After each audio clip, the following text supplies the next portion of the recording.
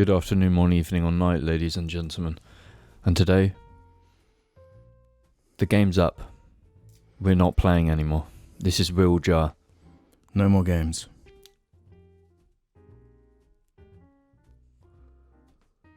The real Jar is here. No more games. No children in the building. No children. If you're under the age of 18, just close the video. Don't watch it. We're gonna be spitting some facts today, and you're not gonna like them. What's she doing?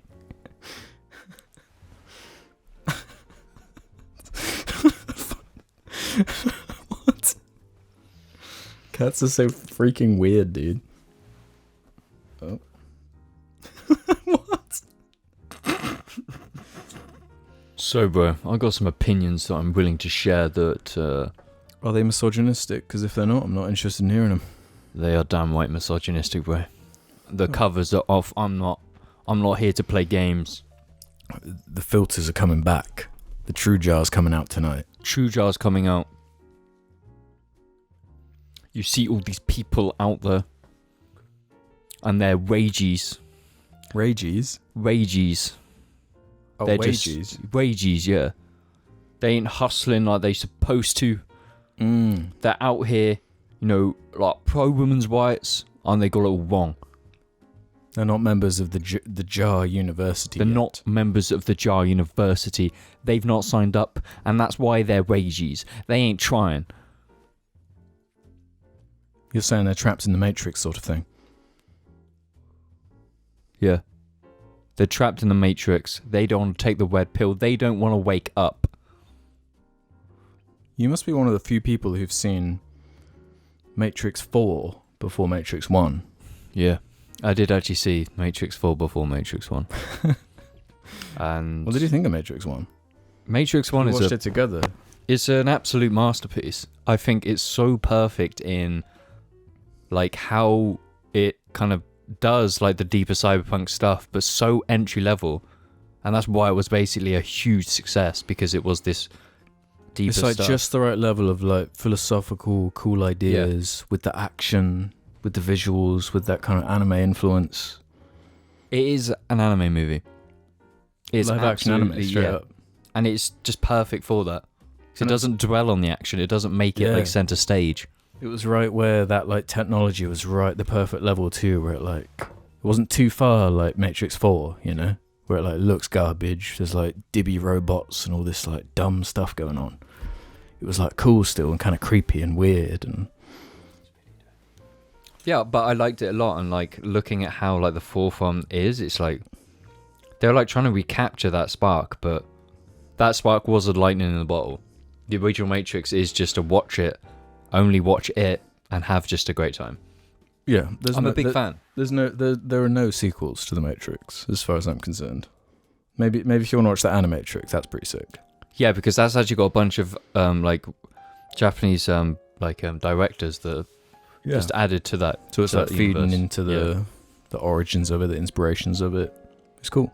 It is really cool. Gives you a bit of lore. It does, and like having watched recently the Indigo Gaming's like history of cyberpunk, and obviously the last video in that series so far is focused on like the Matrix era. Really? Yeah, and the whole cyberpunk genre is like fascinating to me, because it is like I got the first one downloaded on my phone. I haven't started it yet, but I'm ready to go in deep. because it focuses on the Blade Runner era and the origins being, Is that where it begins, sort of? yeah, well, it really begins with like Do Androids Dream of Electric Sheep, and then Yeah, the Neuromancer novel. and Blade Runner. Oh, who's this? Bloody hell! Who's this android coming in on over it? Well, you still in the Matrix over there, bro? Have you gained your empathy yet? Do we escape need to the retire you? Eh? Sorry guys, Look my who's just Bugatti broke down on the way. Mate, that's typical Bugatti behaviour. Look, You you should have should got have a crawled his way Lambo. out of the Matrix over here. I was speeding away from the Matrix in my Bugatti, and I blew a gasket. Yeah, you blew a gasket on a W16, brev. W16, you blew a gasket on that thing. Do you know how much that is? You better be working hard for it. Work smarter, not harder. Yeah. Yeah, good. Yeah, you're on the right track. You ain't gonna be a wagey. Yeah, don't be a wagey. A wagey. Be a Matrix escaper. Be a Bugatti. Wake up. But back to the actual conversation before we got interrupted by the wagey here. The rude wagey coming in. But yeah, having watched that entire YouTube series, yeah, definitely recommend it if like Cyberpunk is like an interest. I'm glad you finally have seen the light and watched the Blade Runner movies. Yeah, I've gone in on Blade Runner, and I saw 2049 before the original, Overrated. and 2049 is the better movie, and I think it's like perfect in a lot of ways. I think visually it's like immense. The soundtrack is great. Ryan Gosling's like really good in it. I really liked it. Be real, which one has the better soundtrack? Which Blade Runner? Of the original Blade Runner has like a phenomenal soundtrack. The Vangelis soundtrack is like so good. It's something else, man. It's something beautiful. I've listened to it an insane amount since I've watched the movie.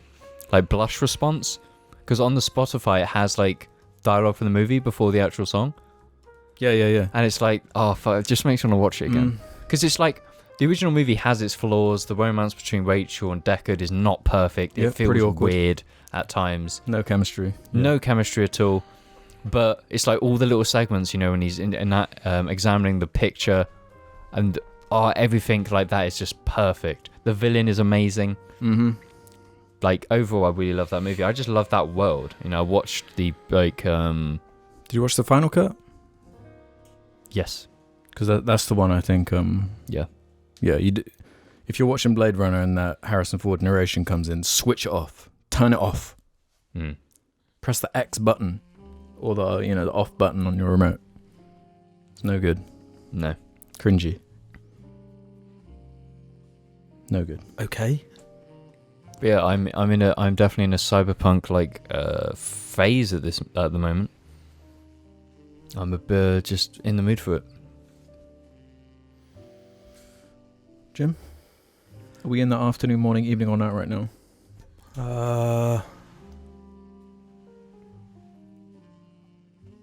Bit of some of them. Come on, change your gear on your goddamn Bugatti and get in the mood right now. Come on. My what? Bugatti. Your Bugatti. Oh, my Bugatti. Your Bugatti. You see, when you're driving... Did you know I went to a dealership and I was like, don't buy the Bentley. And you know what I did? I bought the Bentley. Where'd you buy a Bentley, man? How much? Like 160. 106. Is that all? 160. 160, is that all? Yeah, but no, you're missing. I got another one in the UK. I got 2 Bentleys. What's that? 320. Yeah. 6 figures for a car. Stupid. Yeah, Unless it's 7 figures, it's pointless. Generally speaking, it is absolutely stupid to spend more than at least 50. 50 is the max you should ever spend on a car. 50. If you have 50s to just drop on a car right now, what would you buy? If you just have 50 just to drop. I wouldn't drop it on a car. That's stupid. Yeah, that's the thing, right? I can't imagine it. No, this is the thing to me. Like, if I was like rich, like I'm talking like not like billionaire, because billionaire like is meaningless, right? Billionaire means you have. No. Sorry to interrupt, bro, but I was thinking about this because I rewatched that Batman movie, Mask of the Phantasm, back when being a billionaire was such an absurd concept that it was reserved for a superhero.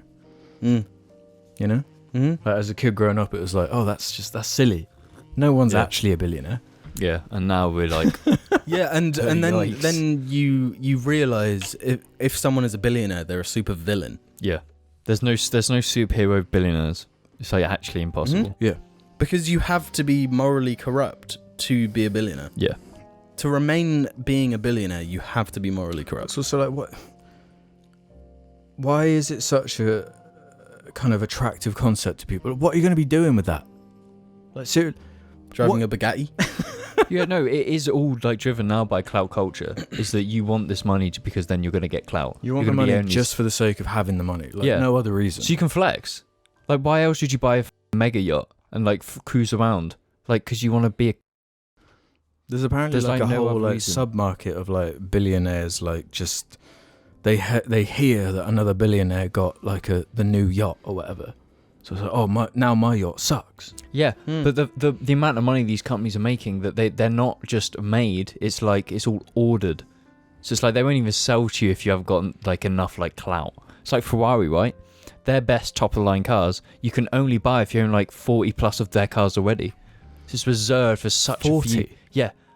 So like the LaFerrari was like you can only buy if you're like the VIP customer. You're like the next Mhm. level. So that's why all these like in like the Middle East, they have like collections of Ferraris that they never touch because they have to get the newest, coolest one. It's like that's obscene levels of wealth that is stupid.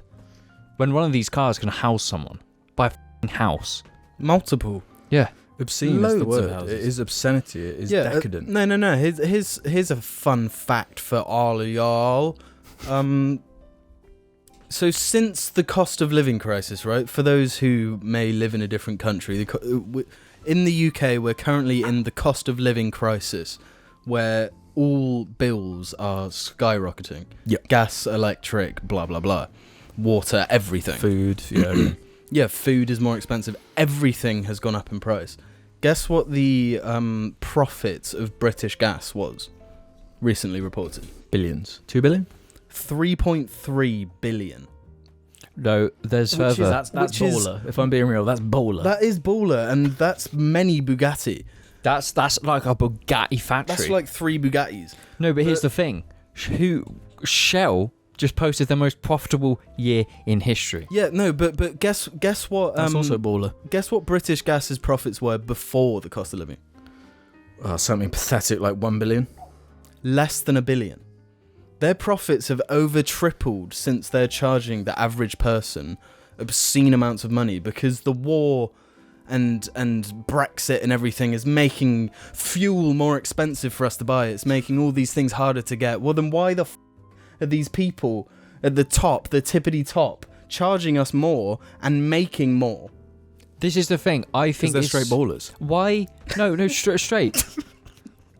Why have people been like propaganda to believe? Well, propaganda, but it's like we've been like we're the victim here. Everyone's a victim here because it's a cost of living crisis. We're all struggling in this crisis. Why are we calling it that when it doesn't exist? There's no such thing as a cost of living crisis. It's nothing more than companies having an excuse to charge you more while their bottom line doesn't change. They are just making more profit when what it costs to give you that service doesn't change. Because it's like oil per gallon has not changed. It's gone down since this started because of the war in Ukraine. Because the supply is stabilised. Hold up. I think it's fair. Bro, no, drop this Andrew Tate. Like, this is actually, like, we need to stop calling it a cost of living crisis. It's not a cost of living crisis. There's no victim here. We're just being exploited by companies that we're too afraid to fight. No, I was having a conversation with my ma the other day, who she does substitute teaching, right? So she sees these little kiddies and what they talk about, and I was trying to communicate the issue that is Andrew Tate to her, Yeah. and there's like whole programs going on in the UK to try and counter his influence. No, it's But because all the people teaching, obviously, they're not terminally online because they're they're chronically underpaid. Any free time a teacher has is normally used planning for the next lessons or whatever, unpaid. So they don't have time to be watching shorts, TikToks. You know, they don't know what's going on. But also, how do you counter it to begin with? You just have to educate younger boys on what Andrew Tate is saying and what is, like, the dangers of that. You know, tell them the lies. Because it's like, there's a lot of things that are being put forward by him and that whole clique that is just lies being presented in a way to make you hate women. But it's not just him. No, it's a whole, like, clique. I think it's a massive problem with a more politically active generation combined with the short appeal of TikTok, where you're getting one section of like a point or an argument, and it's heavily edited around. Yeah, but that's the thing. That That you say politically active, but it's not though. It's like the slacktivism thing, where it's like Yeah. it's all online. Like, Well, yeah, no, but politically active is the wrong word. Politically aware. They're aware of these terms and phrases and what this stuff sort of means. But when actually applying it to the real world, it's like it does not compute. They haven't built the objective judgment there to form real opinions, and that's why I think any politicism for people that are much younger, whether it's left or right-wing stuff, it's inherently kind of dangerous and alienating to whichever side you... Yeah, which is why you so desperately need to sign up to the Beltman University, and you've got to... It's only going to cost you around £500 a month, but trust us, we're not lying here. We know how to make you money. If you want to start making serious money in a politically... charged environment, it will allow you to escape the matrix. Let's just cut the crap. Yeah. You're not signing up for like... Oh yeah, not the Matrix. What's something cool? What's allow cooler us than the to Matrix? escape Night City. the subspace. Subspace, dark orbit sort of thing. Yeah, it will allow you to escape. You're going to become the dark orbit of the woke leftist light orbit. No, there's the thing is, this whole Andrew Tate thing that's going on is this comes to a greater thing of like male emotions, right? Because it's like they're a lot of these younger boys don't have that, or they're just not getting the support they need, so they're seeing this empowering man who's like, you can do it for yourself, you're strong, and that's where he's clinging to these boys, because they're not just getting the support they need when they're younger. And it is a simple case of you fix a lot of problems by just supporting men when they're in that stage, because that will generally fix and at least support so much a lot of the problems that everyone faces. And that's a very horrible truth, but it is truth. Good afternoon. Sign up now, £500 a month. Good afternoon, morning, evening, or night, everybody. And welcome to this Patreon section of the Jar Media Podcast. No, not today, bro. No, we've done not that. Today. We've done that for this month. Eh? Yeah, I'm your host Alex, joined by Jim and James. Let me shout out the Jar Media Patreons. The Beltman brothers, the only rival to the Tate brothers.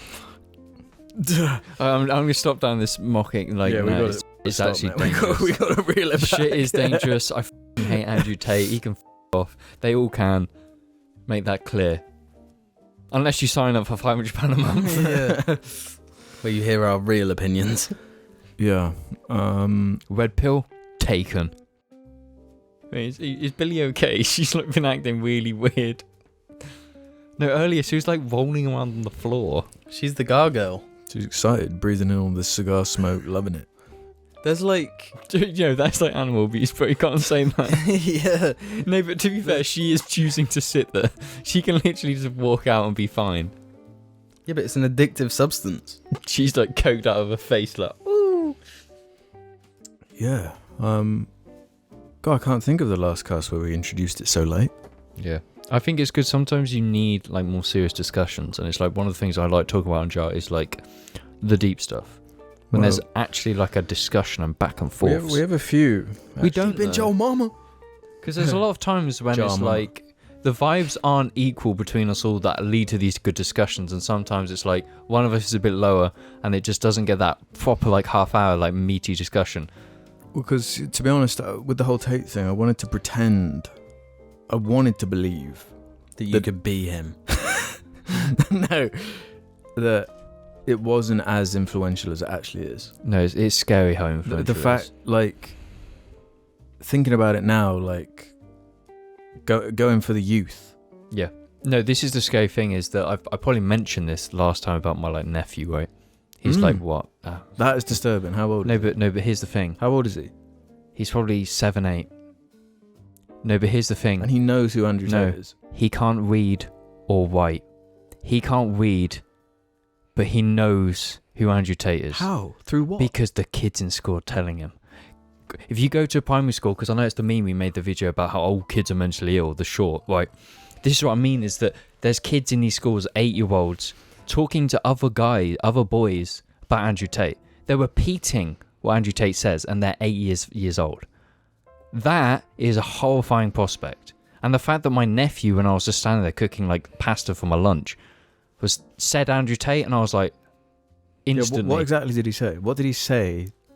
What did you hear him say? Because I was talking to my niece about like something political. She likes debate. She likes like challenging subjects, which is cool. Because I'm trying to get your niece, which is how old? She's like 12.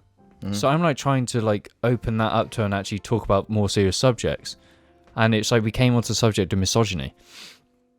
Because she's in school, she's like learning about it, which is good. She's learning about that. It's important. And then the nephew, her brother, said Andrew Tate. And then it was just like, I instantly clicked and was just like, Ethan, how do you know that? And it was just like, oh, I hear it at school. It's like, holy 8 years old and they're talking about Andrew Tate. That is like, that should be bringing alarm bells across the nation, because that's scary. But that's the problem though, because no, but the thing is, generations above us don't know who he is. Yeah, but then this is the thing. We're only going to see the repercussions of this 2 decades time, when they're our age, when they're doing shit that is actually just disgusting, because they've been taught this from so young. It's so concerning. And there's what other counter figure is there for Andrew Tate? Who's saying the opposite on a platform as big as his? No one. There's no other counter argument to him. Well, because it's like, even though he is, as of the time recording this, like, he is in jail, doesn't matter. Like, he's in the Warhammer memes, he's in the COD memes, he's fucking in Warhammer, every single community, which is so ironic. Warhammer, and Andrew Tate's infiltrated that community.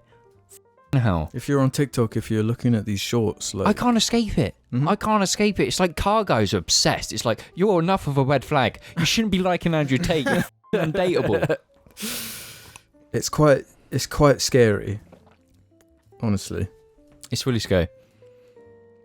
It's really scary, and it's like almost need to like, because my mum didn't know who Andrew Tate was, because I freaked out. Yeah, that's the thing. I freaked out at him. Was asking like, who do you know? How do you know this? And she was like, who is he? And I'm like, Jesus Christ. And then she was talking to her colleagues at work who are our generation about it, and they instantly had a response. It's like, anyone above 30 just doesn't know. There's people our generation who don't know. This is what we've been saying time and time again. We weren't ready for social media. No, we weren't. We were absolutely not ready weren't. for what it's capable of, for the messages it's able to spread the way it is. Yeah, fire. It's like my algorithm is not Andrew Tate. You know, it's even with the car stuff is limited now because it's more just memes. I can't fucking escape it. I can't escape Andrew Tate. These kids, they're not going to escape him because they're going to be the prime audience. They're only going to see him on Sneaker and all these other. Yeah, if you want some pure unadulterated cringe, like Sneako's Twitter is where you got to go. I sent you that clip, Jim. And who's that other one? There's a few. No, the little Andrew Tate. He's like little man. God, I'm not sure. Because there's so many clips of him. In the they've got like a name for that community, like the manosphere, I guess. The red pillars. But I feel like the ultimate irony is that they use all this language, escaping the Matrix, taking the red pill. The whole escaping the Matrix thing, having talked about the Matrix and how I instantly watched it, is the cringiest thing, because it's like, they've clearly not watched it. Because for like the 4 plus how many years you've been on this planet, the most NPC placeholder male you can design is just a misogynist. Andrew Tate is the NPC. If you're escaping the Matrix, it's like you don't want to be like Andrew Tate. What's it, Sneaker? He likes to call people bots. He is a bot. When this is it's the most bottish behaviour. Yeah, you're a bot. Like your kind have been on this planet so long, and everyone hates you. So why the do you think you're special now? I generally Andrew Tate just like, it makes me go off on one. Bring something out of you, man.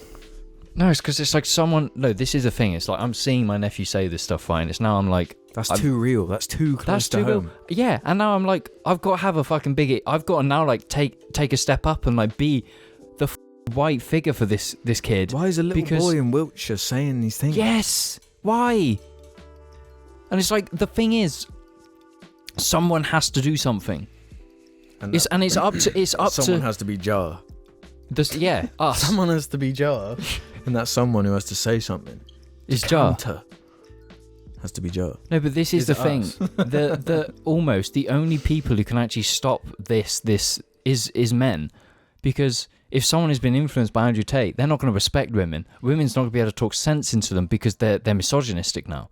So the only thing is men. So it's up to men to take a step up and teach these kids that this ain't right. What were you thinking about when you were 8 years old? That's what I was just thinking when you were mentioning your like 12-year-old niece talking about like political stuff. It's like when I was 12, I was playing Spider-Man on Wii. Even Like more. New Super Mario Bros. Just come out. Oh yes. Yeah, No, but that's what matters. Even more. Then you consider, like, just because this was a subject recently, 11 years ago we were making videos, YouTube videos, being cringy. We were 15 and we were still not politically aware. Mm-hmm. So when these kids get to 15, they're going to consume 3-4 years of this political content. How are they going to be when they're 15? Yeah, it's a double-edged sword, isn't it? Because you want people to be aware, you want them to be aware, but I don't think it is a double-edged sword. It's just a sword. a single-edged sword. Yeah, but there's held there's- backwards. Yeah, there's no just double-edged sword. sword. So there's no like offense. It's just you're killing yourself. Yes. There's There's no like benefit to knowing Yeah, any of yeah. that stuff. It literally, you go down the right path, you end up being like a misogynistic racist, or you become left and you want to kill yourself anyway, because literally it's just miserable. Well, yeah. Well, you're just like gatekeeping who is actually part of the left. Yeah, which You're is not left enough. yeah. Yeah, man. And truthfully, doesn't matter how left you are, as long as you hate Andrew Tate, it's a unified front. And we've got to stand up and fight Andrew Tate. I think the the environment was perfectly set up for him to succeed. But Yes. it points more to like like just banning him and getting rid of him. I feel like No, it doesn't someone work. else is just going to fill his place. No, that's say, the thing. Say the same thing. as he's saying. It's literally like it's an age-old They don't history. even need to though. It's like we look at our past, right? And whenever there is a vacuum of power, someone's going to take that. You cannot stop that. And by banning him, you just make him a martyr. So then who's going to pop up? Someone else. So how do you counter that? Through education, through being the right role model. It's like people need to realize it's the whole thing of like, oh, if you see someone get like assaulted or in the street, oh, you don't do anything because it's someone else's. We all think like that. But now it's a point of, if you see anything to do with Andrew Tate, it's your responsibility to get up and actually do something about it. We've got to step up. Anyone who's listening has to step up, because it's the only way any of this is going to improve. Stop being a baby, stop being a little bitch. But what do you mean? Counter and this do shit. What? Communicate, talk. Tell people what Andrew Tate is actually that's what I mean. saying. Like about how it was just set up for someone like if it wasn't Andrew Tate, it was going to be someone else. Yeah. Where like social media has been so like throttled by like group sort of agreement on topics.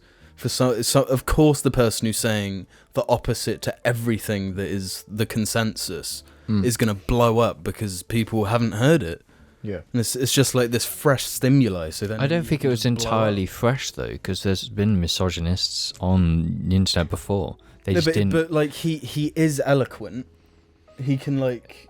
I think it's more the format. I think the way TikTok and YouTube Shorts kind of was just like perfect at the time, where that type of the algorithm was just in his favor at that time. And he speaks in a way where he's very like clippable. And it's part of the business model. Yeah. Yeah. And because he had other people sharing his stuff. That they were paying him to share his stuff.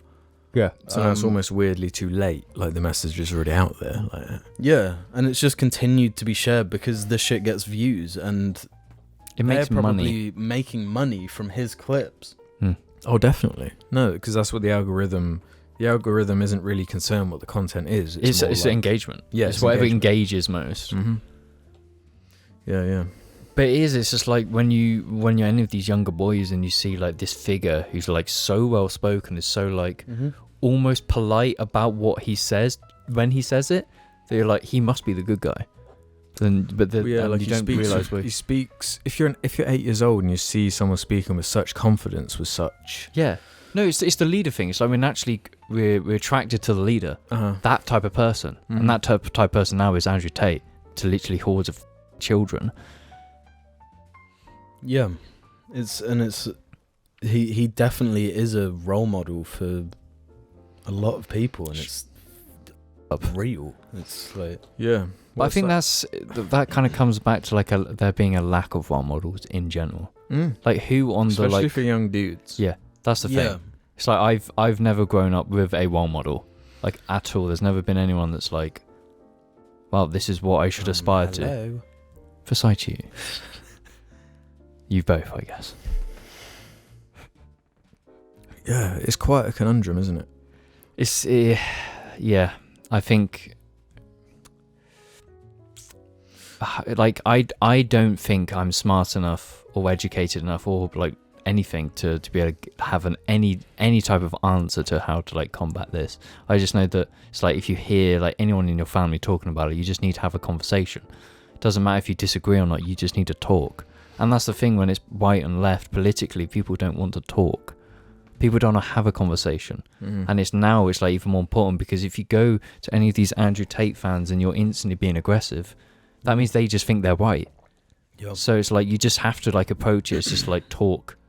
Like you might not change their mind, but a conversation when you're slightly just asking them why, it might bloom something that makes them see what the Andrew Tate content is. If you're civil with someone who like drastically disagrees with you and you don't just like get aggressive and hostile, then that person's perspective, at least on your point, your like argument group that you're in with your beliefs and everything, they're gonna hate you less. Yeah, because they're like, oh, they're not all this demon that like like so many people are like just have this innate hatred of like the other. Yeah, and I think the perfect example is like other drivers. Yeah, the second someone's like the other car, the other like religious belief, the other political belief, just the other, the like Star Wars to Star Trek fan, you know, it's like PlayStation to Xbox. It's if they belong to the other. That's what that's the kind of stuff we're arguing about. It's like, you got a PS3, loser. What have you got?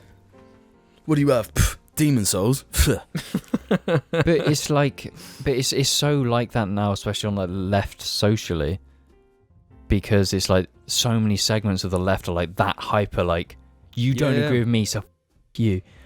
And it's like even someone I talk to is like neutral and he's not turning me online. He just believes that all of left is like this like witch mob, and it's like no, but there's so many sects of that, especially on the left, because it's like you can say the right is completely united as a united front. The left is just sects of different. It's like you just look at World War II or World War One and look how battlefields worked out. Your little sects ain't gonna do shit. Yeah. So that's why, and that's why everyone on the right views the left like that, because it's just like this stupid infighting and this attacking. It's all these debates over like the stuff that like isn't the stuff that we shouldn't be biting each other's faces off over, you know, when there's like people to genuinely get angry at the moment. Andrew Tate, especially in this country. Yeah, I mean, even beyond that, like everything that's going on, the people who are actually doing us wrong, are getting away with it. It's not even in the discussion. It's not in the discussion whatsoever. No, because it's all it was genius from the you know, the 1%ers who are like, if we can somehow get into a position where we get the middle class and the lower class to just always fight amongst themselves, then we can just keep doing what we're doing, gathering and hoarding our thing like Smaug and with their gold, and then like, we can keep doing that while they're doing that, you know. Yeah. And then the lower class and the middle class are just getting closer and closer. Yeah. One thing which is, it kind of annoys me is that like so many people like don't like discussions, but it's like when I have like any type of deeper like conversation, you know, be on like anything like science related or, you know, philosophy, it's like we never agree on anything, right? So just talking about it, it's like there's so much, I get so much dopamine from it because it's just there's such a good conversation. There's no stimulation like that, like you making a point and then someone making a counterpoint and you like that is what communication is for. And it's generally like beautiful. Like I generally love it so much that even I'm like in a workplace environment and that's kind of like what I can talk about. It's like, and it generally does, like you can't say that doesn't actually change people, because it's straight up, you do just see things like from a slightly different perspective. And it leads to you being a fuller person, a more enriched person. So it's like, why would people like shy away from that? And it's like, obviously, because we like agree politically on things. So there's never like a discussion where we're like such opposite points that we get that. But yeah, it's like so vital to talk to people who you don't agree with. Like, yeah, seek out people you don't agree with, but not on this like campus like right wing grifter. Go to the most like rabid place and try and get into debate. It's just like a good conversation just goes a long way. Yeah, you gotta have an open mind, you know. Yeah, it doesn't make good content though. You got to get the dunk. Yeah. Hence the whole like trend of going to like university campuses and dunking on kids, dunking on students who didn't have time to prepare, and are stupid because they're students. Yeah, man, we got to do housekeeping, right? There's a couple things we got to address. There's a couple things we got to conversations from the previous episode. We've got to round out. This past week's drama, as far as the JAR community is concerned, is obviously the logo change. That's one of the big ones. At Sciatic says, sorry, not really a question, but please, you guys should change the logo back. It's effing with my mind and has left me in a state of profound turmoil. But then Paulie Sam said the logo change is like the exact opposite of most corporate logos. Instead of simplifying the logo, it becomes soulful and slightly complex. Love it. But then MC said, I ain't vibing with the new logo. You can't mess with the classics. To which I say, is it just a classic because it's just like been the same? Yeah, no, they've got used to it. And it's like, it's the whole thing of like not wanting change because you're not comfortable with change. Yeah, because I felt that before when like, you know, big companies have changed their logos and stuff. And it's like, why'd you do that?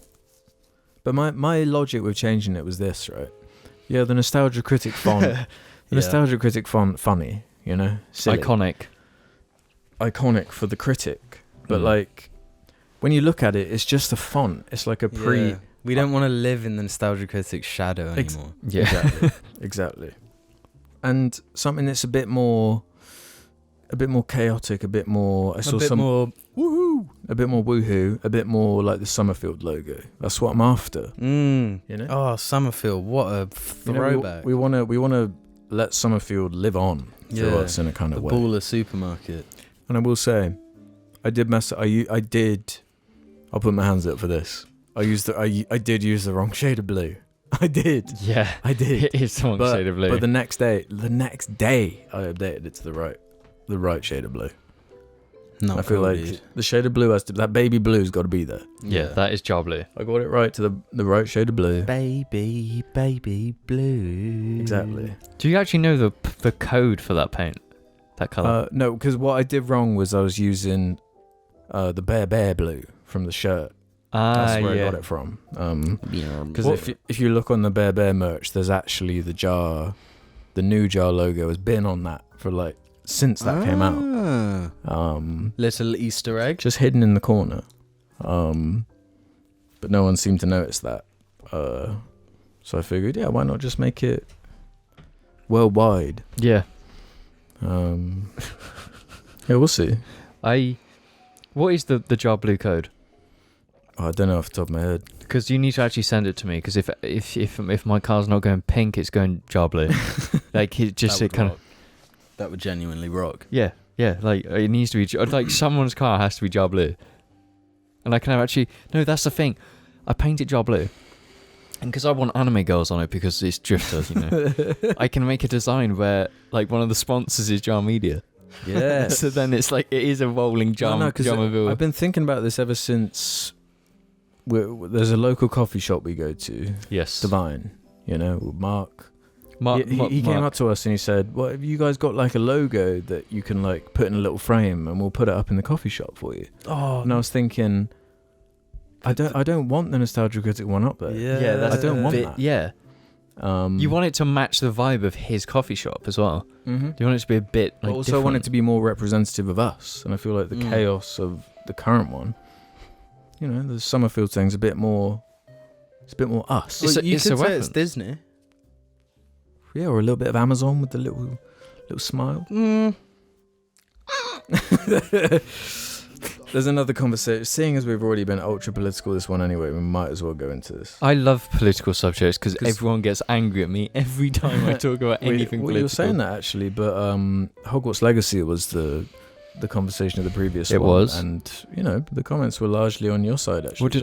Bro, I can't remember what I said. I don't remember. What's your opinion? I love Harry Potter. We had a bunch of feedback on this, so let's do a few of these. Miniature Rani can get us going. Bear Jar, just wanted to weigh in on the legacy discussion. As a trans woman who's been in the thick of the boycott since the start, for the trans people boycotting the game, it was about not supporting J.K. Rowling's IP any longer and raising awareness about her dangerous views on trans people. Coming up to release, it's been hijacked by both sides and become the shitstorm we're currently seeing. It was never really about the game itself. We've always known the game was going to be a success no matter what we did. So we wanted to raise awareness of what J.K. Rowling has said and why her views are dangerous. Now, seeing the harassing of streamers from people who don't understand why we started the boycott in the first place is incredibly damaging. I've received more hate online as a trans person in the last week than I ever have, and it's a direct result of the people taking the boycott too far. It feels like a thing that started about raising awareness has become, like Alex said, a culture war without any nuance. It's incredibly disheartening for me as a trans person to see so much unfiltered hatred that's deemed justified because, well, they harass streamers and called us bigots, and people that claim to be on our side harassing and attacking people for just playing a dumb wizard game. It's absolutely exhausting for someone who just wanted to use the game's release to raise awareness about J.K. Rowling's transphobia and why it's wrong. Sorry for the long comment, but I had to weigh in as someone who's in the thick of it. And that's part of what makes it so complicated, isn't it? Because the right's kind of hijacked this whole issue and they've turned an identity into like a political war, which makes it like inherently a lot more sensitive. And Barkape has this to say. Just a couple issues with the Hogwarts Legacy discussion, but nothing major. I've had a look into it and I can't find any cases of doxing surrounding the game, and I have seen vastly more harassment towards people speaking against the game. And secondly, even though Rowling had no input into the game, she still gets royalties for it, which is troubling because she put a lot of money into anti-trans causes. Again, you don't have the worst take I've seen on the game, but I think exaggerating the amount of harassment and downplaying the harm done by playing the game is just playing into the culture war BS surrounding it. As a trans person, if one of my friends decided to buy the game, I wouldn't get on the case about it, but I'd be kind of upset. Regarding the doxing thing, from what I remember, people can clarify that it was not an English streamer. It wasn't someone English or in the West. I think this was a Japanese streamer where they were getting doxed. Was it you that brought it up, James? I can't remember. Yeah, I'm who pretty was sure I talking about did the because harassment, I looked into, there was a big thread about this specific person and I saw clips of this person.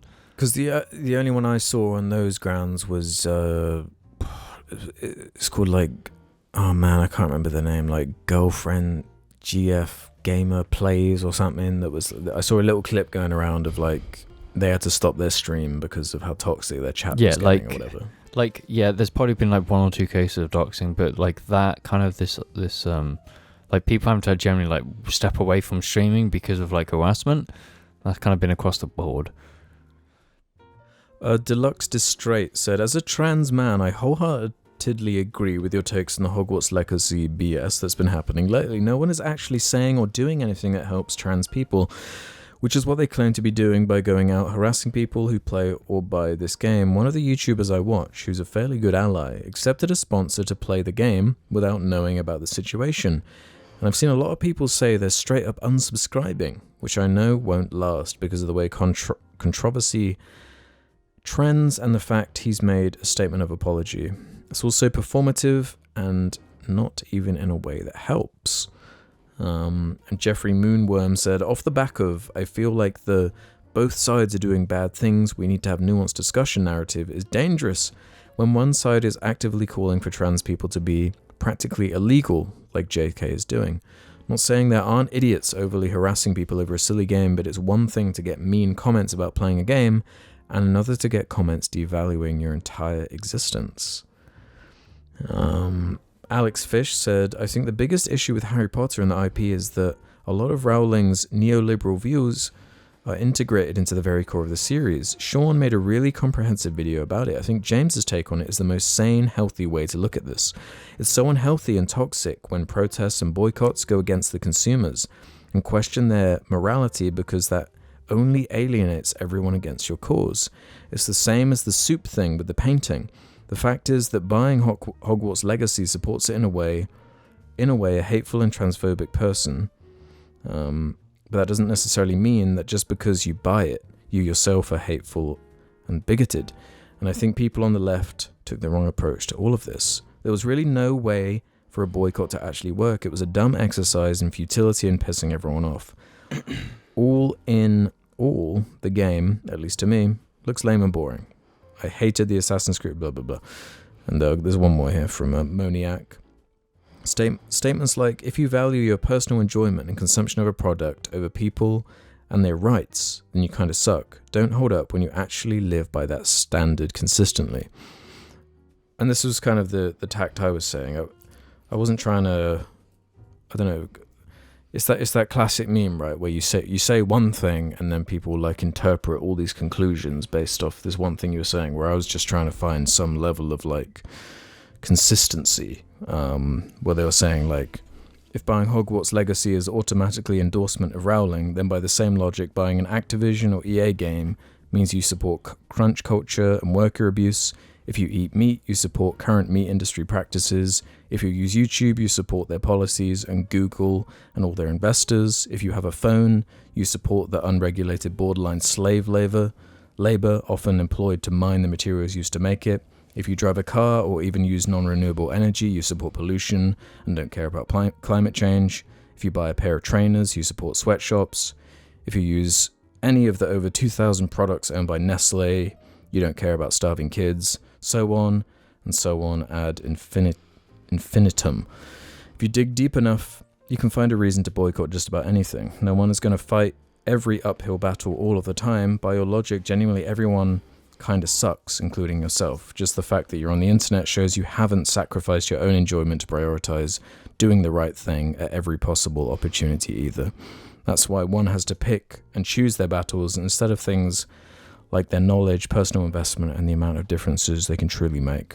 There are worse people who've done worse things that have more involvement in even more popular games. Someone without any personal attachment to this issue has no real reason to draw the line at this particular one. And I guess that was more the point I was trying to make, where it's like I think that's where I was trying to say. But the first comment you read is probably the most illuminating to me, where like it was just simply a boycott that these people were opting to take part in, with no like implication that everyone should do it and that the game should sell 0 copies. It was based on their beliefs they were doing that. Mm-hmm. And then it spiraled out of control into this thing where either you're a good person that boycotts or you're a bad person that buys the game. And like I was not aware that J.K. Rowling like supported anti-trans, like funded it directly. So using that money, like you can't expect everyone to know all this stuff. Yeah. Especially if it, like me, even when I had Twitter, I don't like J.K. Rowling as a person. I never really have. She's always been like just trying to sort of get attention. So I never followed her. So I never saw anything she said. Like you can't just expect people to know everything you know. You know? Yeah, it seems like it's much more of like a challenge and a battle for the left to educate than the like reactionary right who is, you know, just jumping on the opportunity to have this whole thing feed into the current culture war thing. It's like, it's honestly such a mess, this whole thing, especially with like all the recent stuff. Like this is like a real issue in the UK specifically. Turf Island, as a lot of people call it. Man, yeah, it's just like, what a mess. What a horrifying mess. It is like horribly in the news at the moment. It's not with Peter, it's generally like really depressing what's going on at the moment. But it's like, it's severely awful here at the moment, and our government is disgusting. Tories at it again, being Tories.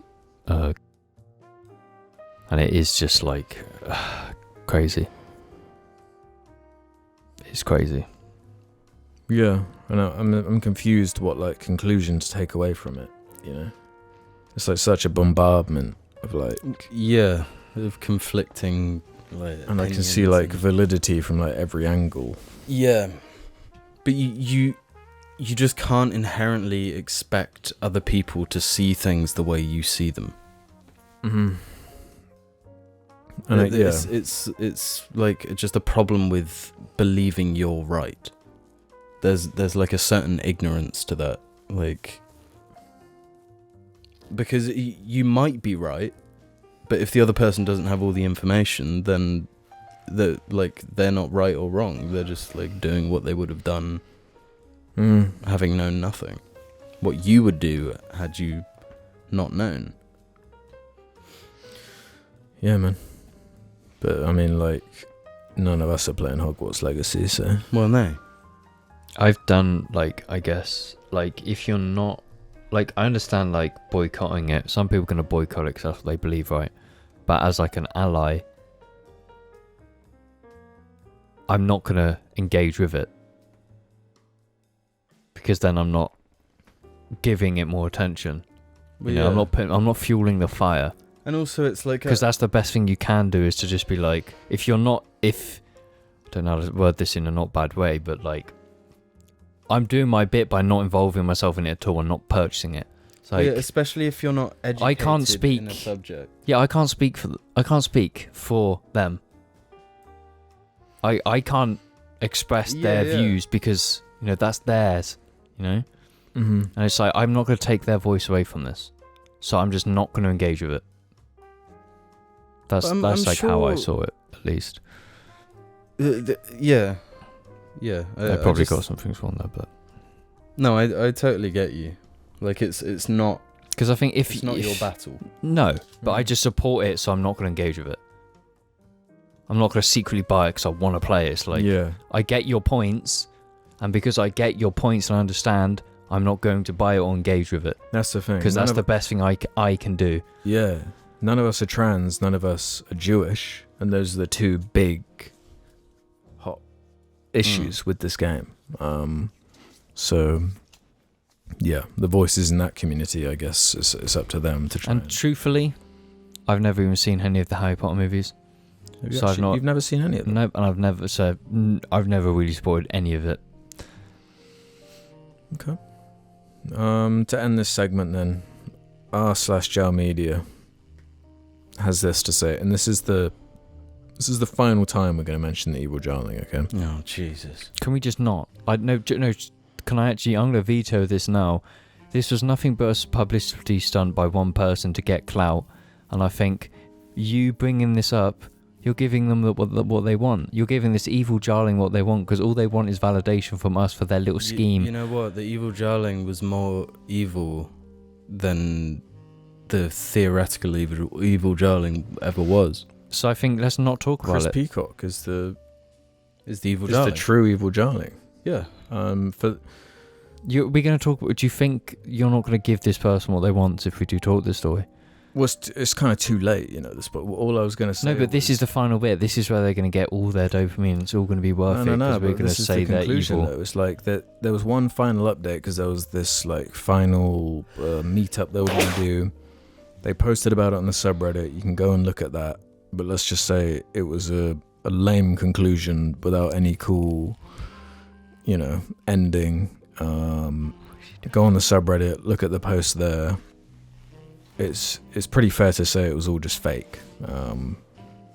Too convenient the way it's all wrapped up, and lame. So shame on you. I will say I called your bluff from the beginning. You didn't slip one by me, bitch.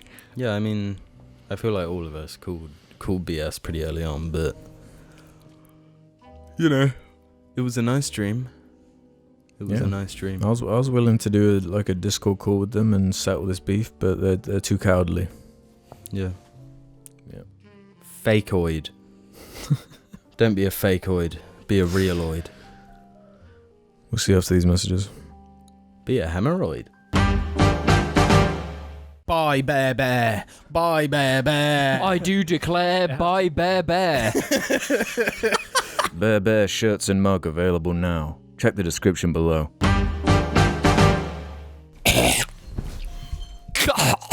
You cough like a dog. They just do that one hard cough. Their whole body's like.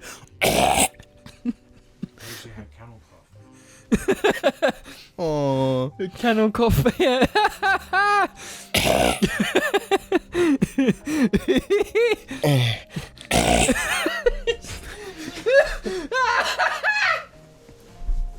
relax, dude. Watch out, little mama.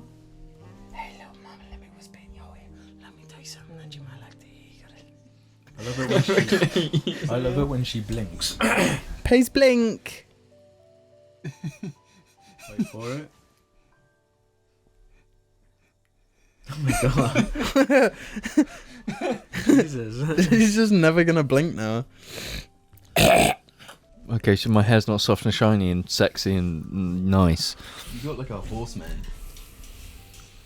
Oh, that's a compliment. I wouldn't reject that one. Horses are beautiful creatures. They are. I wanna become like a cowboy horseman. A horse? No, like a half. You want to become a horse? No, like a half cowman that rides a horse. You know, like A centaur? you know when James thinks of a cowgirl. Shut up. Oh right. No, like stop. a hybrid. Yeah, like a half cow, half human. Yeah, like a cat girl, but a cow. That wears like the leather slacks and rides a horse. But No, is a stop. horse. No, you've No, never. it is a cow that rides a horse. You never let this down ever. I'll never ever. There will never be No, my that's point the in my most life. ridiculous thing. Bro, I don't even remember. Can you like not do that? Anime addict, man. Yeah. I wasn't addicted to anime, but it was just like the only thing I did at that time. I didn't have any other You thing. did going on. anime. You created anime. Yeah, I did. I remember my own You anime made story. Attack on Titan. Yeah. Did you? What's your OC? Myself. With glasses. Yeah. Yeah, that makes sense. The new Puss in Boots is like Attack on Titan. Yeah. Really? Mm-hmm. Does it have a soundtrack as good as Attack on Titan? That's literally Yeah. the reason to watch Attack on Titan. Hiroyuki Sawano. Yeah, whenever that shit happened, man. Uh-huh. Let's go! Uh-huh. Yeah, baby! He's Well- amazing. I love that composer. Okay. Welcome to the second half He did Gundam, okay? of the JARCast, where we answer questions from the JAR media community. Head over to the subreddit. It's going to be a short suggestion one thread. this time because we've got to dedicate some more time to talking about Andrew Tate. Oh god, no more, no more, no more! Thou Hoodied is gonna get this part going. Okay. Hey guys, just wanted to ask, I've been rewatching a few older episodes and I just thought I'd ask, was there ever a reason as to why pre-intro skits seem to have phased out a They lot haven't. in the last couple of years, or even just the silly skits in general, like Halloween? Obviously pre-intro segments still exist, but they're usually in the form of pissing about on the sofa, when beforehand they were beautifully acted cinematic masterpieces. Wanna buy some death sticks? Always comes to mind. Do you have any intention of doing something like this again, or is it a staple of older JAR media? Bear, thank you for reading my question. Jamie never arrives on time, so we never get the time Shut to up. really do any of No, that. the truth is, we used to be young, energetic, and passionate. And now we're old, miserable, Jaded. and lethargic, and jaded. And we've always got diarrhea. Yeah. Always. And maintaining Bugattis is a full-time job. Let's be real. we listened to that Paul McCartney Jaded mix, and it's just changed our perspective on everything. Fresh. No, but it's like Tight. it was a different era of JAR where that was like more of a a creative outlook for us. But now, I'd be down to do them. I I would, feel but like you Jamie's guys not. don't like them. no, I love them. I love doing really Yeah. cringy stuff on camera. Really? Yeah. Why don't we do them then? Well, ask Jamie. He's the one who doesn't want us to. We'll see. This is what we got to deal with. Yeah, literally, Jim will just be like, oh, Jim, think of a really funny idea. That and yeah, he'll do that. I feel like the answer is to set up a green screen and go wild.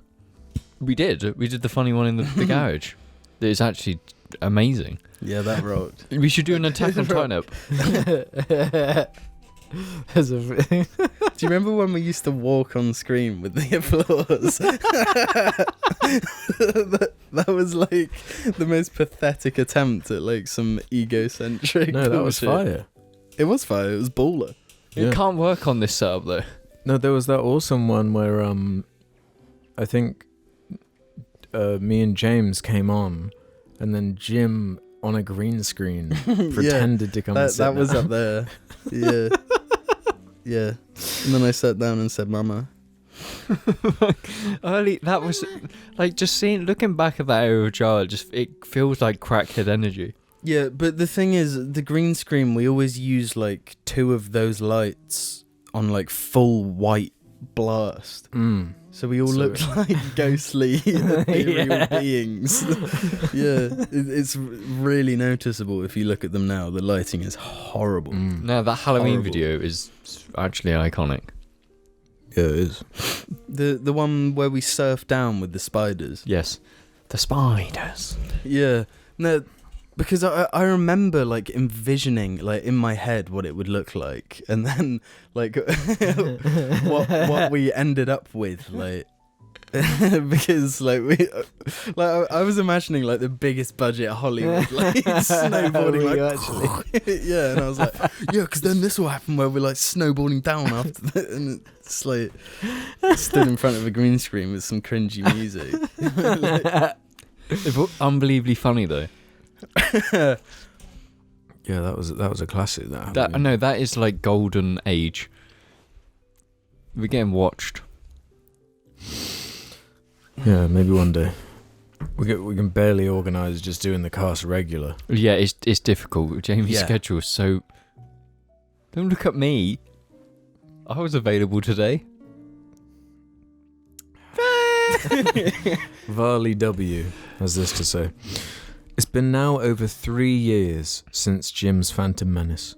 Have any more supernatural or unexplained events come up since? Is there still a plan to investigate the grounds on which the scream was heard? All the best. Yeah, I've been So- constantly telling both of you that we should do it, but neither of you want to. Well, it's scary. Probably what they can do hurt you. For those who don't know, Jim had like a ghost experience in the episode Jim's Phantom Menace, so go listen to the segment A from that corncast, I episode. think. Yeah. Was it a corncast? Yeah, I think so. Man, Yeah, that was really early corn. was that really 3 years ago? I guess so. Yeah, 2020. It's 2023. Oh my god. Oh my god.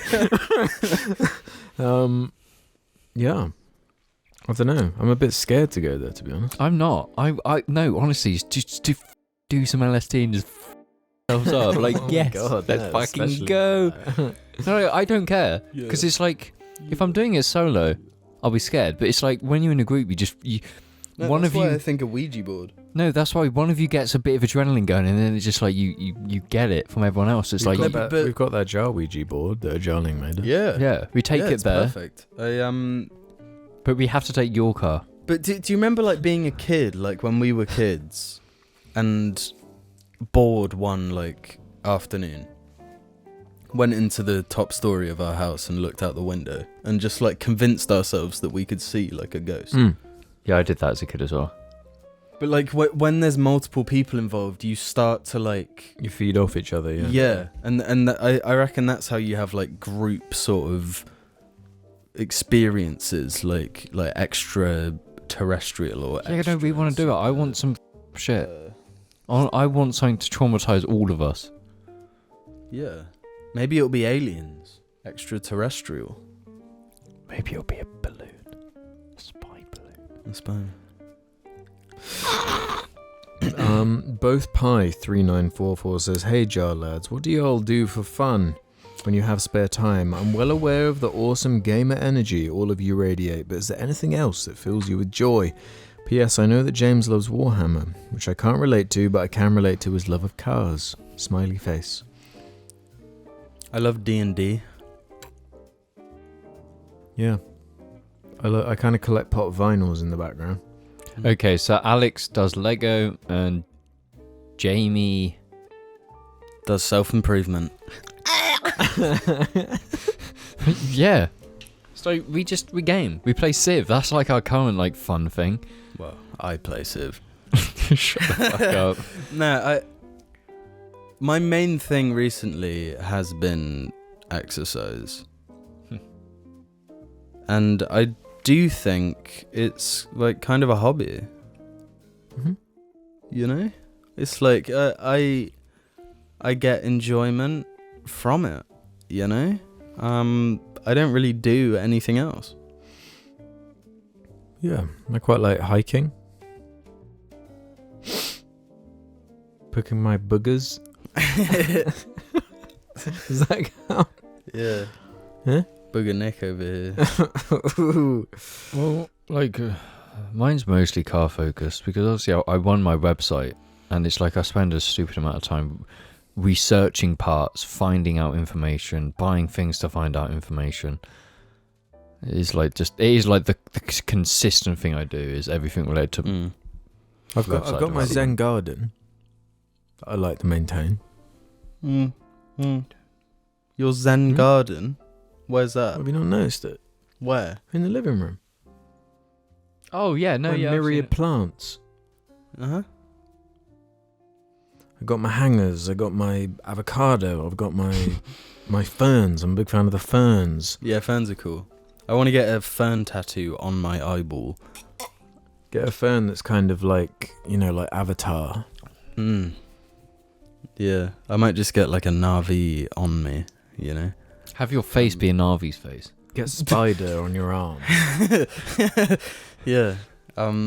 Yeah, get Woods from Black Ops on my leg. No, it's a weird thing. No, what you should do is have the Black Ops 1 theme in binary on your leg. In binary? Yeah. Have the notes in binary on your legs. If you know binary, you can go dun dun dun dun dun dun dun dun dun dun dun dun dun dun. That's the Black Ops 2 theme. No, that's Black Ops 1. That's Black Ops 1, bro. That's Black Ops Even 1. I No, know no, that is right. That's the multiplayer But, theme. yeah, that's the multiplayer theme. What is the main theme? Who cares? Well, do you not think it's a good title idea? No. You don't write music in binary. Binary is yes or no. Yeah. Yes, no, yes, no, yes. Fuck. I've got a good tattoo idea. Go on. I've got a fire tattoo idea. Picture this. Spider from Avatar 2. What is that noise? HH997 has one What for is you, that James. noise? No, forget about it. There's one for you here, James. Oh no, don't ask me Car questions. question for our boy James. Oh. What are your thoughts on Fords? I know a lot of car guys don't like them, but me personally, since I'm an idiot and know nothing about cars, think they are all right. I drive a 2010 Ford Escape, by the way. Okay, so this is a thing. There's three different there's three different kinds of Ford. There's Ford America, Ford Europe, and Ford Australia. All different. They sell different types of cars, different cultures. UK Ford is basically seen as chav. They're ASBO. They're being antisocial. Right. That's how they're seen. There's some really good cars in there, really great cars, but like if you own a Ford, you're a Ford guy. In America, it's very different, and I can't say I know about it because it's like the pickup culture, the Ford Escapes, Ford Mustangs, and whatnot. I was just about to ask about Mustangs. I see the odd Mustang in our little town here. There is a few Mustangs around, but it's different because they sold the Mustang here for a small. I don't understand. I was just about to ask about my. What? Why Siri was listening on the cast? It's messed up. What was that? I don't know. Talk about Ford Mustangs and just goes up on one. The Ford Mustangs that they sold here were kind of like a bit shit. Because they sold them with What was wrong with them? they sold them with a 2-litre engine, not a V8. You can get V8 ones, but it's like if you don't buy a Mustang in the UK because our country's not built for Mustangs. They're too big. They're too. Yeah. You can't afford to run them. Yeah. Mm. And Australia, it's just bogan shit, innit? It's just AU Falcon, mate. You're just being a bogan. That's what Fords are in Australia, and I love that. I wouldn't own a Ford personally. That's all I can really say. Would you, Jim? Jamie's a Toyota guy. Yeah. Respectable. James is right, yeah. I don't think I will ever need to buy a car that isn't Toyota. Yeah, and if you're going to upgrade from the Celica, you're buying a JZX 100. Okay. You're buying my car, but a Toyota. That's the cool thing about Toyota to me, though, is that they've got something like for everything. Yeah. And they're all cool. They are all really cool. I can get you one cheap. If you need cars, I got them. I can find them. I got the contacts. No, you should get a pickup. No, You should get a Toyota I'm not pickup. getting a pickup. No, bro, a Hilux. You can literally crash into everything, including the sea, and it will be fine. See? You know, generally, Why do you say that? Hilux, the OG why Hilux. why do I need a car that can crash into anything? You've had a good run-in with crashing into things as of late. We didn't actually talk about that. No. in the past, did we? I don't think we did. Did No. we mention it? No. He's crashed into something else since. Bro, tell the story. I mean, it's not that much of a story, but I hit a deer.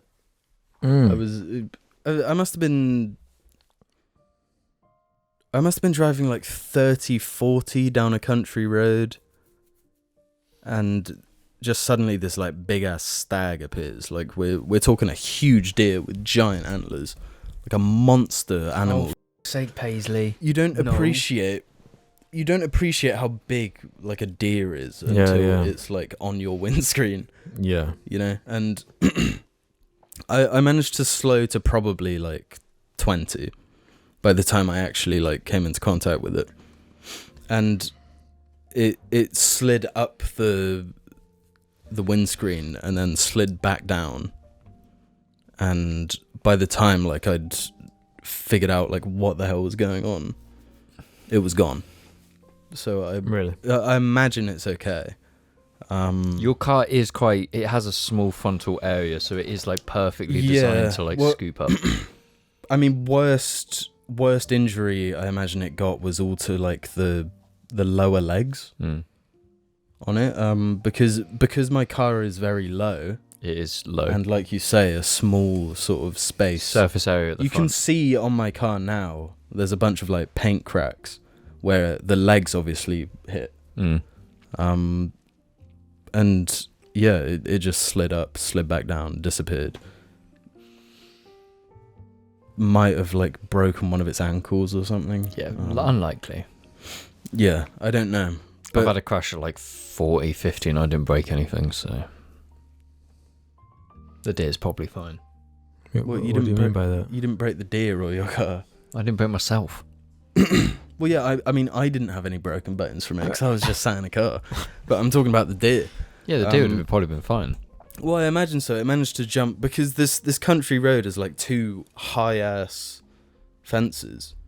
Like, so it leaped over. Yeah, like taller than the car, these fences. So this deer leapt over, and they're like the most elegant things. They just flow through space like like zero effort and just glide through, and then it gets swept up by my car. All things considered, hitting this big ass animal, very little damage to my car, very little damage to the animal from what I can gather. Yeah, it was scary as and I'm glad I wasn't going any faster. If you were going any faster, you probably would have missed it. Because you wouldn't have been in that place at that time. So if you're doing 40 for even like a few seconds, you'd have missed it. Well, then it might have like directly hit the side of the car. 40 mile an hour, even for like a few seconds, you'd have missed it. But that's what I was going until I saw it. You said you're doing 30, 35. 30, 40. Did in 60? that space. Speed What? saves lives. Man. Stop just giving the worst advice on the planet. Because it also like increases the time to slow down. Yeah, no. But it's just like that's relative though. It's like it happened because you were just at the perfect place at the right time. Yeah, And it's exactly. It's like incredibly unlucky that it happened, but Yeah. considering it happened, I am very lucky Yes. how it happened. Yes. Yeah, and Yeah. your car's pretty fine. Like you if you Yeah, look at there's- face on, this like looks fine. Yeah, you wouldn't know that I've hit a deer, Yeah. but there's like dents and scratches on the bonnet. There's cracked paint right at the front, and the front right headlight has been like sort of pressed in. Yeah. Passes my eye, which is fine. There you go. And then you scratched it recently, didn't you? Yeah. Yeah, I think so. I think it's a new scratch anyway. No, it's a new scratch. Yeah. No, but this is the thing with cars is you don't care. Because if you care about cars but you don't know about cars, you're just going to get whipped off. Because every place is trying to scam you around every corner. That's what I was saying to you yesterday was Yeah. like I kind of want to get it repaired Yes. because there's like enough damage to my car now where I feel like Get a bit fresh paint and it'll be good. get it freshened up and then I can scratch it all up again. Yeah. And I mentioned a place I was going to go to and you were like, no, don't. Don't. I've worked at these places. They well, con yeah, you. I totally wouldn't be in the know, and I probably wouldn't shop around. I'd do whatever's convenient. Yeah, which is just at the great expense. Well, you just have a guy who does it for you cheap. Mm-hmm. It's just like ever getting a crash, just don't go for insurance. Don't go to any shop you see. Just Well, depending Just on DM James and he will tell you the. I'll DM me and I'll have connections in America, Australia. I can get you sorted. Muntering asks this. Long-time listener, last-time questioner. I've recently been thinking about previous time sliders have mentioned that they steal jar memes to use among friend groups. So I'd like to ask what you think about the concept of sourcing jokes, as when I say something people find funny and I didn't make it, I usually feel bad and tell them of the source. For example, Argy Bieber. Oh, what are you laughing at? You literally said earlier you were going to do a little Bieber tweet. On the Jar account, I'm a member of Jar. I can do that. You can't come up to me with your Bieber and then blame me for saying it all the time. I feel like, go ahead, take the credit if you feel like there's no way that it's ever gonna come out what the true source was. If there's even the tiniest bit of doubt, just say, oh, I heard this funny thing on a podcast, blah, blah, blah. Yeah, but it's less funny when you don't make it up. Yeah. It is less funny, but also what is less funny than it coming out later down the line? Oh, that really, really, really funny thing actually turned out to be not even yours. The funniest thing I ever heard wasn't even yours? Really? Well, no, but we need to consider this as a society, really. Pay us. No. That should be number one anyway. If the initial, like, you had that moment of bliss and happiness where you heard someone say something that wasn't theirs but you didn't know, right, and you just thought it was the funniest thing, it was amazing, and then later on you find out that they stole it. Well, you know what, I still had the good times, you know, I still had that laugh.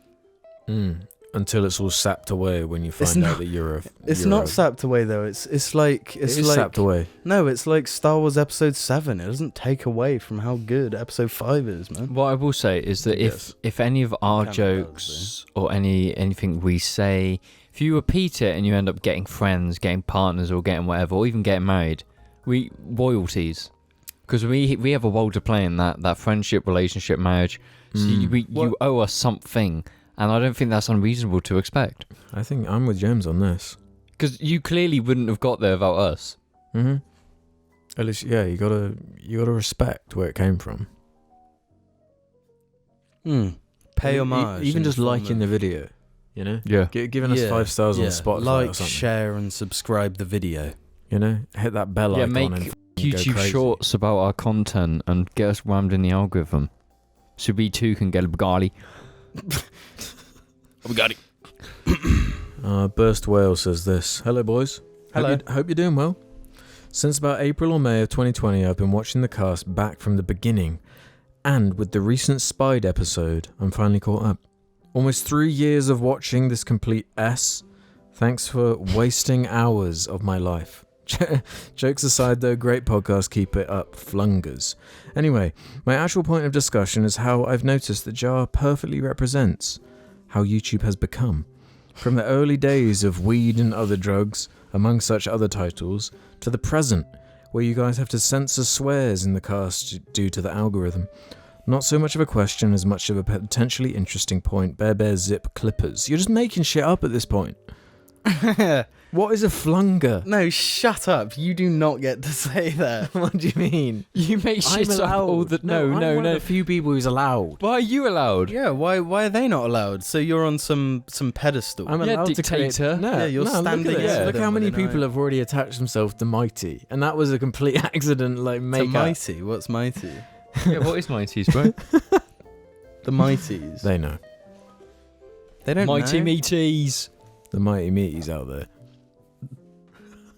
Mighty is a good ass word. Mighty's good, isn't it? No, it's Yeah. not. Do you- For a fan base, that makes them sound like they've got something behind them. They got a Yeah. spine. yeah. The Mighties out there. Yeah. They have they have spine. Don't know how I feel about Zip Clipper though. Hmm. It's kind of cool, but not Pick one or the other, I'd say. Zippy Eye, Clippy Eye. No, Clippers only get that to be called that when they've made enough YouTube shorts about us to Yeah, because they level up. made enough clips. Yeah, Clippers. Yeah. Zippers though, they're the people who spread it. The Clippers supply the mighty zippers with the supply. You become a mighty when you've clipped enough jar clips. No, that's when And you've done provided both. them to enough zips. Yeah. Yeah, you've been a clipper and a zipper. That's when you become a mighty. You have to zip clip Yeah. and then dip. Yeah, you gotta dip. You gotta dip and get out there before they notice your plans. Yeah, it's like a heist. Yeah. Nah, but because recently Susan Wojcicki has like left YouTube.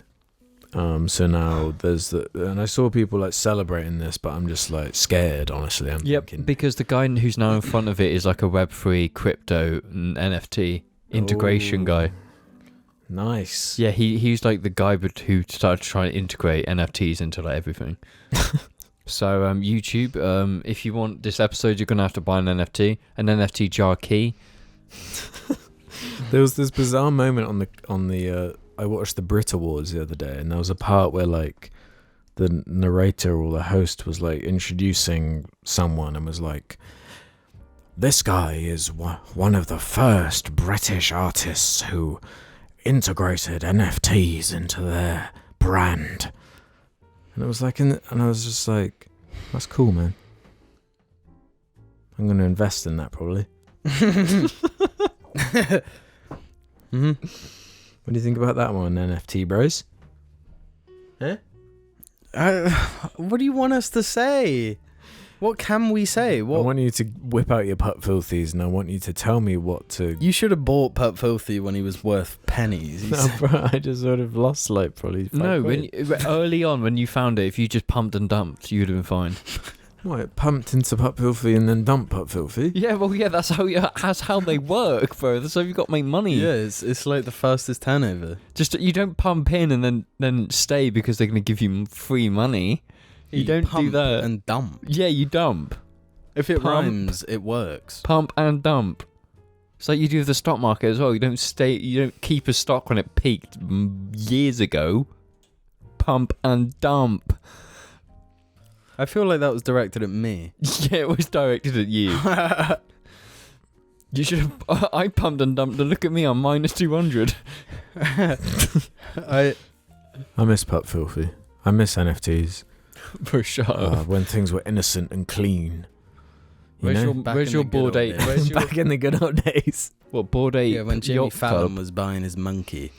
When Paris Hilton went on Jimmy Fallon and they were sharing and bonding over apes. Oh my god, that is so cringy to look back at now. It was cringy when it was coming out. Yeah, but now, because Wanna now see they're my worth ape? nothing, it's like, oh, nice. Do you remember that guy who wrote in that was like, "No, guys, you just don't get it." Yeah, Pup Filthy. Was it Pup Filthy both one? I'm pretty sure it was like some kind of like automated ape thing. No, it was Pup Filthy because you get paid. Automated ape. No, I don't think it was Pup What Filthy. do you I mean think by that was an one I automated found. ape? I'm pretty sure I found the Yeah, Pup no, Filthy you shit. wanted to buy Pup Filthy for James. You should have, because then I would have just pumped and dumped it and made money. Because that's your favourite thumbnail, isn't it, James? The one with Pup Filthy in the background and Pay's eating the baby food. Yeah, genuinely, I Is Pup fucking love Filthy it. in that? Yeah. He's in Pup Filthy's right in No, the background. I love that picture so much. I do want it framed on the set. What, Pup Filthy? Yeah, Paisley slurping some juice. Well, I guess speaking of, Doug Walker fan 27 says, "What was your grossest dog moment?" Hey Jar, I was inspired to ask this question because I work at a doggy daycare, and today a dog pissed straight blood and then slipped in it. With that said, what is your personal grossest dog experience? Watching Argy eat his own shit. Yeah, that is bad. That is like... I saw quite a good Instagram reel of a corgi eating poo straight from a dog. Yeah, I've seen that same one. I sent it to James. Yeah. Yeah, it's actually... Like, all corgis are a little bit munted. Let's see if I can find it for you, bro. That's horrible. Yeah, no, that is a good example because watching Argy do that, like, he doesn't just, like, gulp it down quick. He, like, chews it. He loves it. He like, savours he it. takes- enjoys it. He like, you give him a bowl of biscuits and he devours that, like, Yeah, but when it's savouring, his but own shit, when it's digested already once before and he goes back for more. it's warm. Yeah, he just turns around and No, slowly he will. eats it. Yeah, no, he does a shit, turns around and eats it while shitting, so he can turn back around and eat the other fresh one. It's disgusting. But he gets dingles as well, so he covers in acid shit and he Yeah, can't eat but them. corgis Dingles, can't yeah. eat their own ass. So Yeah, they can't clean their own butt. Yeah, that was hate that was a big one for me. It was when Ogie was put on steroids and he started eating his own poo. then never stopped. Yeah, it just unlocked something. It changed his brain chemistry. And now he's just perpetually overweight. Apparently, it's because they're not getting enough nutrition. Like, genuinely, that's actually why they eat their own shit. No, that's why they eat grass. Sorry, I got that wrong. No, dogs eat grass because they're not getting what they need. Ogie would eat grass till he was sick. And then eat his shit. Eat is sick. And then would eat the sick, yeah. He's such That's the worst bit. Like, I don't understand animals. Like, naturally humans vomit and they're like, I don't want to be anywhere near this vomit. Mm-hmm. It smells horrible. Like, I want nothing to do with it. You know? But dogs are just like, round two, baby. Yeah, I remember Max doing that. Being sick and then just like, well, time to clean up. I mean, I appreciate the consideration. Like, you got to clean the mess you make. You know what I'm saying? Well, yeah, I appreciated it, so then I didn't have to clean it up. That's what I'm saying. Be sick. Wow, it's kind of like meal 2 from 1. Yeah, and I'm hungry again. I wasn't hungry. Now I'm hungry. No, and it's when they there's get food. it's when they get angry at you for watching them eat their own sick. They like to see it as like a breach in trust. Well, they get like embarrassed. Yeah, and they're like, They look at you like, oh. Come on, you know. Alright, I got one more here, guys. Okay. From Screensaver. Yeah. I heard Alex has been getting into COD as of late. you know, A couple of episodes ago. No, Mhm. And I would like to know what has made him reconsider over the years up to this point. He's always said that he's never played because of the war glorification aspect. So hearing he's been playing Modern Warfare 2 with the boys during the 2022 media wrap-up surprised me. you got rid of it, didn't you? Yeah, I deleted it like ages ago now. Why? Why? You're re-downloading it, baby. We played it, once? No, because Twice. you wouldn't actually play it with us. I'm pretty sure we played it once. No, but Maybe it was you once. didn't want to play it with us. Yeah, because it sucks. It doesn't though. Shut you up. No, you had the best time on it. Don't Didn't. lie. It sucks. It's lame. Oh my god. I would have played it if King Kong was there. Shut up. Or Godzilla as well. Dingle versus Kong just going...